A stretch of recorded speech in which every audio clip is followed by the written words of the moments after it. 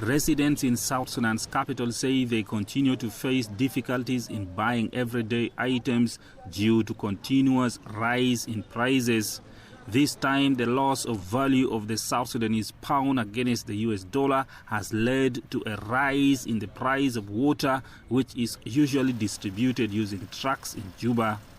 We are so tired, and the worst thing is, sometimes if we complain with the citizen, the government is saying the economy is not okay and the issue of the dollar rate. Sometimes if the dollar reduces, the prices which are supposed to be reduced will remain as it is. South Sudan's government says it has a plan to tackle inflation. The government of South Sudan is in the process of planning. The economic cluster is planning.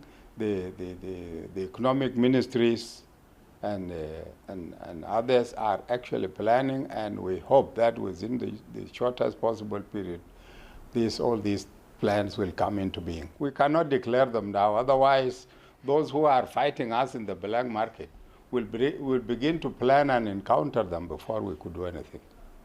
So we are working, we'll not declare them, but people will see them.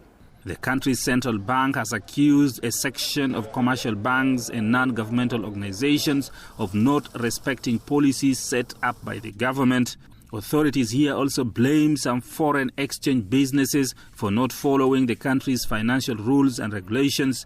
They argue that is adding to the spiraling rate of inflation. However, the country has also been hit by an influx of people fleeing conflict in neighboring Sudan and a cut in supply of commodities that previously came from Khartoum. The African Development Bank is contributing $7 million to assist Sudanese refugees in South Sudan. Some of the money is meant to help the host communities cope with the rising population in their areas. We really look forward to that. We look forward to seeing that this grant will be immediately implemented and that we see an impact in the lives of our communities. President Salva Kiir has made several changes in the country's finance ministry and central bank, but the changes have not yet addressed inflation. Patrick Oyet, CGTN, Juba, South Sudan.